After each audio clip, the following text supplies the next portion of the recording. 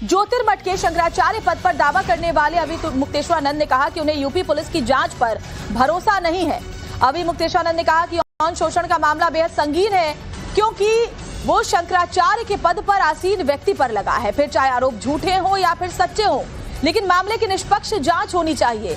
अभी मुक्तेश्वरानंद इस मामले की जांच या तो सुप्रीम कोर्ट के सिटिंग जज की निगरानी में कराने की मांग कर रहे हैं, या फिर गैर बीजेपी शासित राज्यों की जांच कमेटी मामले की निष्पक्ष जांच करे, ये कह रहे हैं। हालांकि अभी मुक्तेश्वरानंद ने कहा कि अंतिम फैसला उनके वकील करेंगे, क्योंकि मामला कोर्ट में है।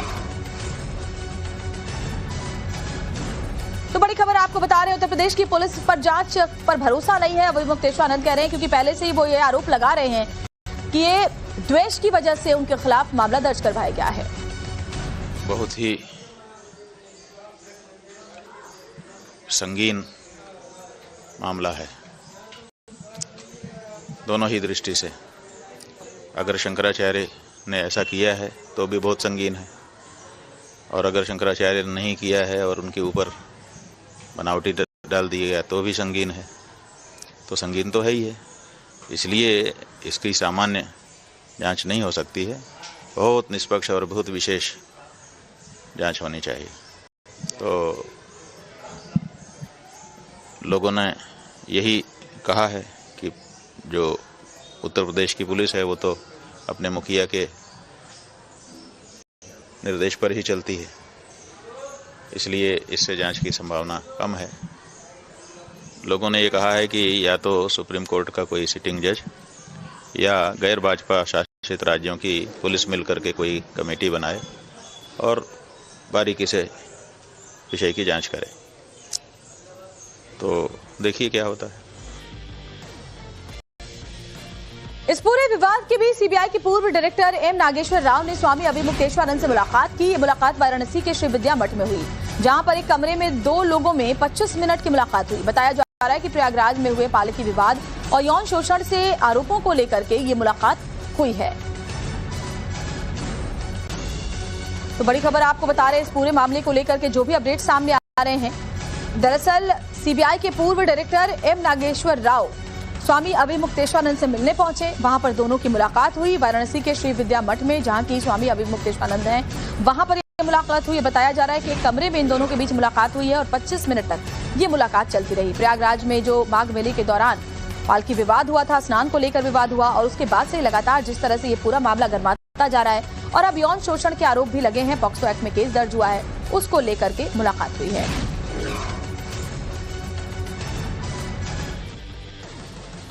और मैं आपको डिटेल में बताती हूं कि आखिर ये मुलाकात इतनी अहम क्यों है। दरअसल एम नागेश्वर राव पूर्व सीबीआई के डायरेक्टर हैं। काशी में स्वामी अभी मुक्तेश्वरानंद से उन्होंने मुलाकात की है। बंद कमरे में दोनों के बीच करीब 25 मिनट तक ये मुलाकात और बातचीत हुई। यौन शोषण के आरोपों पर विस्तार से चर्चा हुई। इस दौरान मौनी अमावस्या के दिन मारपीट मामले पर भी बात हुई और पालकी रोकने की पुलिस की भूमिका पर भी सवाल उठाए गए। प्रशासन से टकराव के हालात पर डिटेल बातचीत दोनों के बीच में हुई है। एम नागेश्वर मामले की खुद निष्पक्ष जांच कर रहे हैं। सीबीआई के पूर्व डायरेक्टर एक सिविल सोसाइटी संस्था से जुड़े हैं और इस सिविल सोसाइटी में पत्रकार और कई पूर्व अधिकारी शामिल हैं, और इसीलिए उनसे मुलाकात करके जानकारी हासिल की गई है। और हमारे साथ आशुतोष, हमारे सहयोगी, इस वक्त वाराणसी से जुड़े हुए इस पूरे मामले को लेकर के। आशुतोष, ये मामला तेजी के साथ गर्माता जा रहा है, जरा जो मुलाकात एम नागेश्वर राव के साथ हुई है उसके बारे में जानकारी दें, और जो लीगल एक पहलू है इस पूरे मामले का उसके बारे में भी दर्शकों को बताएं। देखिए श्वेता, दो अहम आज महत्वपूर्ण घटनाक्रम होने जा रहे हैं, जिसमें सबसे बड़ी बात यह है कि स्वामी अभी मुक्तेश्वरानंद की ओर से एक एंटीसिपेटरी बेल जो है वो इलाहाबाद हाई कोर्ट में दाखिल की गई है, जिस पर आज सुनवाई होनी है। और इस सुनवाई पर हर किसी की नजर होगी, क्योंकि देखना अब ये होगा कि क्या कोर्ट की ओर से इनको राहत मिलती है या नहीं मिलती है। अगर राहत मिलती है तो निश्चित तौर पे पुलिस की जो गिरफ्तारी थी शायद उससे वो बच जाए, और अगर राहत नहीं मिलती है तो निश्चित तौर पे उनकी मुश्किलें बढ़ सकती हैं और प्रयागराज पुलिस कभी भी शंकराचार्य से पूछताछ कर सकती है, उनको हिरासत में ले सकती है और उनको गिरफ्तार भी कर सकती है। ये सब कुछ आज कोर्ट के ऑर्डर पर डिपेंड करता है। और के साथ ही देखिए, दूसरी बड़ी अहम खबर यह है कि अब इस पूरे घटनाक्रम को लेकर जो सियासी दांवपेच है वो शुरू हो चुका है। कल कांग्रेस के प्रदेश अध्यक्ष अजय राय श्री विद्या मठ पहुंचे थे और उन्होंने शंकराचार्य को अपना समर्थन दिया था और आज कांग्रेस के जो सब कार्यकर्ता हैं वो उत्तर प्रदेश के सभी जो जिले हैं वहां पर सड़कों पर उतरेंगे और समर्थन देंगे स्वामी अभिमुक्तेश्वरानंद को, और इनके समर्थन में बाकायदे जिला प्रशासन को एक ज्ञापन भी दिया जाएगा। और तीसरी सबसे बड़ी बात यह है कि अब शंकराचार्य के समर्थन में जो पूर्व अधिकारी हैं उनका भी जो जत्था है वो अब एक तरीके से उनके साथ जुटने लगा है। दोनों खेमा जो है वो लामबंद हो रहा है और इसीलिए ये जो पूरा मामला है गर्माता जा रहा है। देखिए विनोद मिश्रा भी हमारे साथ लखनऊ से जुड़े हुए हैं, जिनसे ये भी समझेंगे आगे कि समाजवादी पार्टी और कांग्रेस इसको लेकर किस तरह से सियासी रोटियां सेकने की कोशिश में। लेकिन उससे पहले जो बड़ी खबर है मेडिकल जांच से जुड़ी हुई वो बताते हैं। यौन शोषण के पीड़ित नाबालिग की मेडिकल जांच कराई गई है। प्रयागराज पुलिस ने नाबालिग की मेडिकल जांच कराई। डॉक्टरों के पैनल ने नाबालिग पीड़ित जिसका आरोप है उनका मेडिकल कराया गया है। गंगा पार्क एक सरकारी अस्पताल में मेडिकल करवाया गया है, जबकि दूसरा जो पीड़ित नाबालिग है उसकी परीक्षा थी जिसकी वजह से मेडिकल नहीं हो पाया। इस पर ज्यादा जानकारी हमें देंगे विनोद मिश्रा। बताएं विनोद। बिल्कुल, देखिए जो आरोप लगे हैं वो बहुत संगीन है। ऐसे में इस पूरे मामले में जो जांच एजेंसी जिसको कोर्ट ने ऑर्डर किया है मामले में एफआईआर दर्ज करने के लिए, एफआईआर दर्ज करने के बाद अब वो जो है जो पीड़ित है उनके मेडिकल चेकअप की बात की जा रही है। उसमें से एक नाबालिग बच्चा जो है उसका जो मेडिकल है वो हो चुका है। दूसरे का मेडिकल जो है वो अभी नहीं, इसलिए नहीं हो पाया कि अभी एग्जाम चल रहे हैं और एग्जाम में वो अपीयर हो रहा है, लिहाजा उसका मेडिकल नहीं हो पाया। तो फिलहाल अगर पुलिस को गिरफ्तार करना है स्वामी अभिमुक्तेश्वरानंद को तो उससे पहले उसके पास एविडेंसेस होने चाहिए, प्रूफ होने चाहिए। जो एलिगेशन लगे हैं वो बहुत ही सेंसेशनल है, बहुत ही संगीन है। ऐसे में और जो जिस पे आरोप लगा है वो भी एक शंकराचार्य जिन्हें कहा जा रहा है स्वामी अभिमुक्तेश्वरानंद। तो ऐसे में ऐसे शख्स के खिलाफ कार्रवाई करने से पहले आपके पास ठोस सबूत होने चाहिए, एविडेंसेस होने चाहिए। केवल बयान के आधार पर आप उनको गिरफ्तार करते हैं तो आप कोर्ट में आपको फजीहत आपकी हो सकती है। इसीलिए पुलिस चाहती है कि जो आरोप लगे हैं, जो कोर्ट ने एफआईआर करने निर्देश दिए गए हैं, जो एफआईआर दर्ज कर ली गई है उस निर्देश के बाद, तो उसमें एविडेंसेस इकट्ठे किए जाए। क्योंकि और इसमें सबसे बड़ी इंपॉर्टेंट जो फैक्टर है वो यही है कि जिन्होंने आरोप लगाया उनका मेडिकल कराया जाए। तो एक मेडिकल हो चुका है, दूसरा एग्जाम के बाद होगा तो थोड़ा सा वक्त लगेगा। और इसीलिए कहा जा रहा है कि शायद इसलिए अभिमुक्तेश्वरानंद को थोड़ा सा वक्त भी मिल गया है, क्योंकि वो कोर्ट में भी उन्होंने अपने अग्रिम जमानत के लिए मूव किया है उन्होंने। तो एक टाइम पीरियड उनके पास ग्रेस टाइम है, जो लगातार कहा जा रहा था कि तलवार लटकी है गिरफ्तारी की और कभी भी गिरफ्तार हो सकते हैं। तो आप कह सकती है कि अभी उनके पास एक ग्रेस पीरियड है, क्योंकि पुलिस अभी पूरी तरह से तैयार नहीं हुई है। पुलिस मेडिकल रिपोर्ट आने के बाद जो है अपनी तैयारी करेगी और उनसे पूछताछ करने के बाद ही उनकी गिरफ्तारी करेगी। तो थोड़ा सा भी उनके पास एक ग्रेस पीरियड जरूर है और यही वो वक्त है जिसके लेकर वो लगातार जो है सवाल भी उठा रहे हैं। बिल्कुल, और उनके वकील भी इसको लेकर के लगातार अपनी तरफ से जो स्ट्रैटेजीज है वो बना रहे हैं। आशुतोष और विनोद, आप दोनों हमारे साथ बने रहें, क्योंकि देखिए स्वामी अभिमुक्तेश्वरानंद मामले ने सियासी रूप भी ले लिया है। समाजवादी पार्टी पहले से ही बीजेपी और योगी सरकार पर हमलावर है। इसी बीच कांग्रेस भी आज सड़कों पर उतरने जा रही है। कांग्रेस आज सभी 75 जिलों में विरोध प्रदर्शन करने वाली है, पीएम मोदी के नाम पर ज्ञापन देने वाली है। लखनऊ में प्रदर्शन की अगुवाई खुद कांग्रेस के प्रदेश अध्यक्ष अजय राय करने वाले हैं।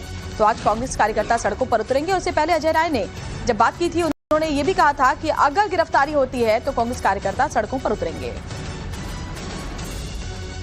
पूरी तरीके से ये गलत हो रहा है। भाजपा की सरकार में संतों का अपमान, ब्राह्मणों का अपमान और पूरी तरीके से दबाया जा रहा है कि एक मुखर आवाज जो धर्म की रक्षा करने के लिए धर्म की बात करता है उसको पूरी तरीके से भारतीय जनता पार्टी दबाना। प्रधानमंत्री से मेरी मांग है कि मुख्यमंत्री गलत कर रहे हैं, योगी गलत काम कर रहे हैं, शंकराचार्य जी के ऊपर गलत मुकदमे लगा रहे हैं, उनका चरित्र हनन करने का प्रयास कर रहे हैं। प्रधानमंत्री जी हस्तक्षेप करें और इसमें तत्काल इसमें न्यायप्रिय कार्य करें। प्रदेश के अंदर हमारे एक कार्यकर्ता डटकर खड़े हैं, क्योंकि ये केवल शंकराचार्य ने पूरे सनातन का अपमान है, पूरे हिंदुत्व का अपमान है। पूरे 75 जिले में प्रधानमंत्री जी को पत्रक दिया जाएगा।